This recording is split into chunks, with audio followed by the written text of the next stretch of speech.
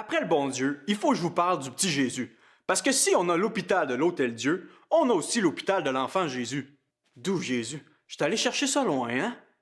Avez-vous remarqué que les Américains, les Français et les Québécois ne prononcent pas tous Jésus de la même manière? Les Américains disent Jesus Christ, les Français disent Jésus-Christ. Nous autres, les Québécois, on a raccourci l'affaire, Christ.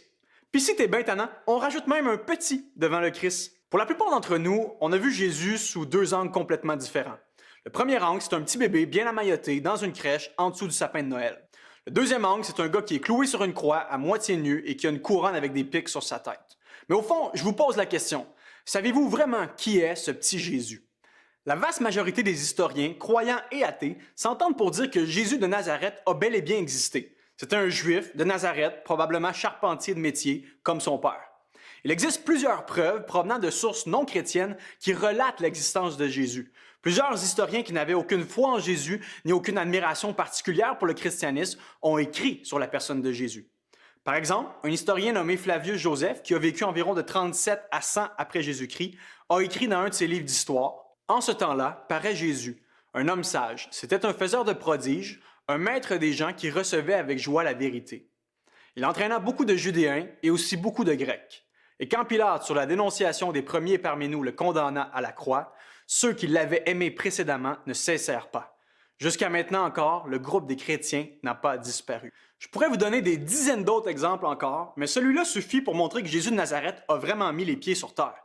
Ce n'est pas un personnage inventé, c'est un personnage historique, au même titre que Platon, Socrate, César, Napoléon Bonaparte et ta grand-mère. Et ta grand-mère! Mais si tous s'entendent pour dire que Jésus a vraiment existé, tous ne s'entendent pas sur son identité. Était-il un bon conteur d'histoire, un simple charpentier, un sympathique qui s'est baladé en Palestine avec sa gang de 12 disciples, un prêcheur galiléen, un révolutionnaire en avance sur son temps, un gentil philosophe qui faisait des jokes de chameaux, un philanthrope à la Gandhi, un agitateur de foule qui a fini par avoir la sanction pénale de la crucifixion, un modèle de vie et de piété, un représentant divin sur terre.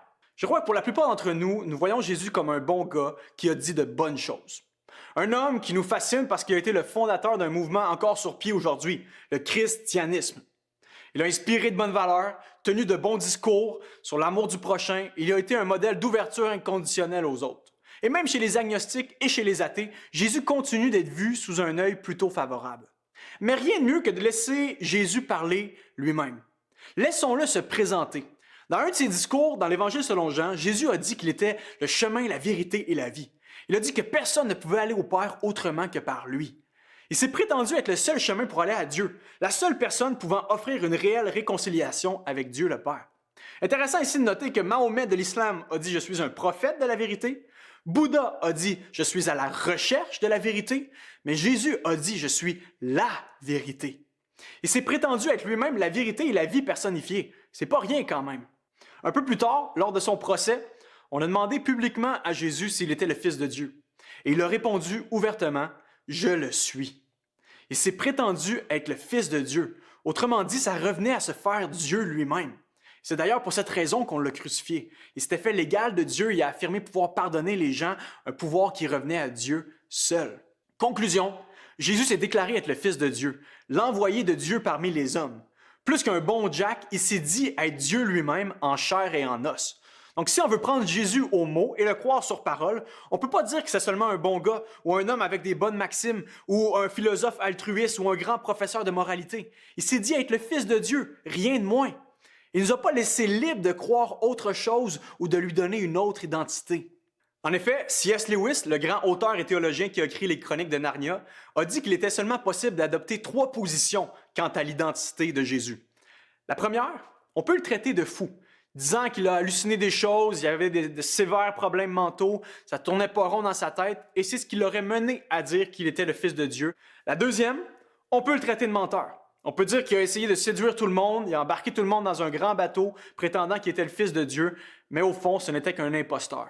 La troisième et dernière option possible, on peut croire qu'il était vraiment ce qu'il prétendait être, le Fils de Dieu. Dieu lui-même abaissé jusqu'à nous dans la peau d'un simple homme, opérant des miracles, pardonnant des coupables, annonçant que son autorité et son règne allaient s'établir avec son action puissante pour libérer des captifs et sauver ceux qui mettraient leur confiance en lui. j'ai personnellement choisi cette troisième et dernière option. J'ai reconnu la pertinence du message de Jésus, la lucidité et aussi la bonté de ses discours. J'ai été émerveillé par la sagesse et la générosité de ses actions, par la perspicacité de ses prétentions. J'ai accueilli sa réelle identité divine en faisant de ce petit Jésus mon grand Dieu. Et avec recul, je suis convaincu que c'est de loin la meilleure façon de percevoir et de recevoir Jésus, tel qu'il est. Un jour, Jésus a posé une question extrêmement percutante aux 12 gars qui étaient avec lui. Il leur a dit « Vous, qui dites-vous que je suis ?» Encore aujourd'hui, cette question résonne pour vous et moi, et j'aimerais vous la poser, car tôt ou tard, nous devrons y répondre. Pour vous, qui est Jésus?